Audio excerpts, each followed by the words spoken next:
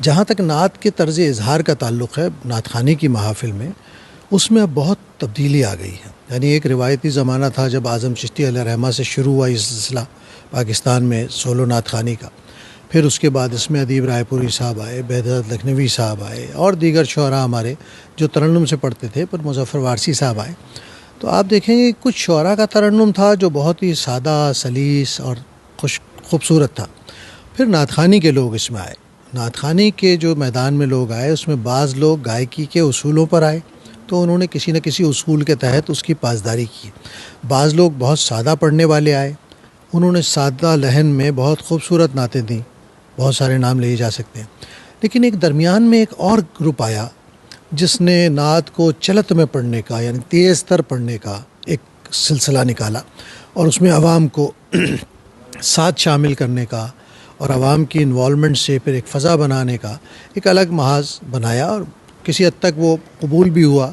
لیکن نعت خوانی جو ہے، میرا اپنا ذاتی خیال یہ ہے کہ روح پر کیف طاری کرنے کا نام ہے، وجود پر کیف طاری کرنے کا نام نہیں ہے. کیونکہ نبی کریم صلی اللہ علیہ وسلم میں کی بارگاہ میں حاضر ہونا فکر کے طور پہ، خیال کے طور پر یا جسمانی طور پر بہت ہی مؤدبانہ کیفیت کا نام ہے.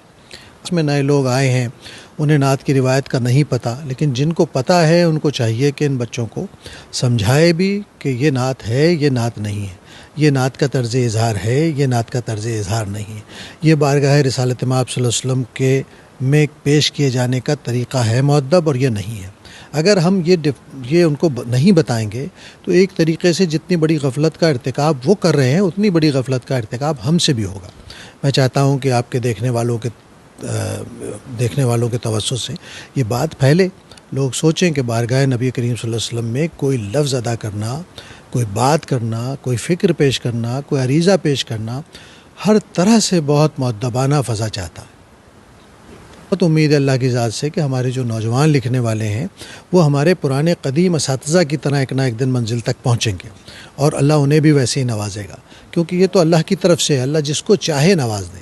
کوئی پہلے شعر سے نمایاں ہو جاتا ہے، کوئی 72-74 مجموعے چھپنے کے بعد بھی نمایاں نہیں ہو پاتا، یہ اس کی عطا ہے. ہم آج اس بزرگی میں کسی سطح تک پہنچے ہیں یا تعارف اپنا کرانے میں کامیاب ہوئے ہیں. سطح تو کوئی بھی نہیں ہماری، لیکن تعارف کرانے میں بھی اگر کامیاب ہوئے ہیں تو ہمارے پیچھے 50 سال کا ایک سفر ہے. تو نوجوان بچوں کو چونکہ یہ آسانیاں ہیں کہ وہ جہاں سے چاہے لائیو ہو سکتے ہیں، اپنی محفل میں پڑھ رہے ہیں تو انہوں نے اپنی طرف کر دیا کیمرہ، اس میں کیا بچے کیا بچیاں، اور وہ سب پڑھے ہوئے کلام جو پڑھے جا چکے ہیں اس کو وہ بہت وارفتگی سے دکھانا چاہتے ہیں. اس میں ان کی باڈی لینگویج بھی مناسب نہیں ہوتی، اس میں ان کا طرز ادائی بھی مناسب نہیں ہوتا. وہ نعت پڑھنے سے زیادہ کیمرے کی جانب متوجہ ہوتے ہیں، انہیں پتہ ہے ریکارڈنگ ہو رہی ہوتی ہے. یہ سب نعت کا ماحول نہیں ہے. یہ کسی فنکشن کا ماحول ہو سکتا ہے، کسی اور محفل کا ماحول ہو سکتا ہے. یہ سب نعت کے شان شان نہیں ہے.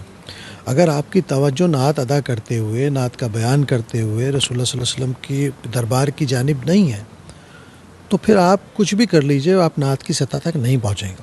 نعت کی سطح تک نہیں پہنچیں گے تو اس کا مطلب ہے اس کا کوئی اجر نہیں ہوگا. تو میں درخواست کروں گا تمام نوجوانوں سے کہ جب آپ لائیو ہوں تو پھر آپ کیمرے کی طرف نہ دیکھیں.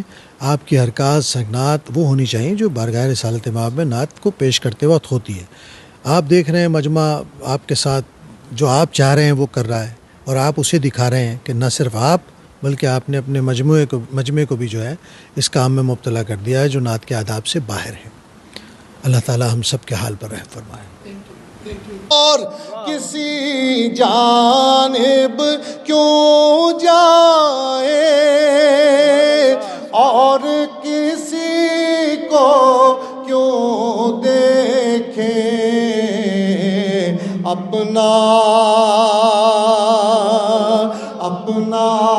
سب کچھ گنبد خضرا مل کر کل بھی تھا اور آخری شعر. اکبر کعبے کی رونق، کعبے کا منظر، اللہ اکبر اللہ اکبر. حضور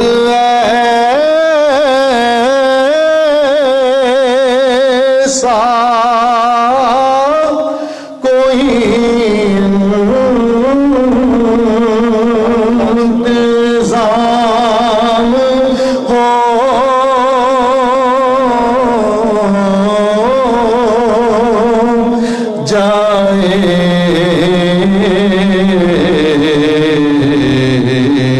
کر نہ جانے کس کے کہنے سے سب کا کام ہو جائے. سلام کے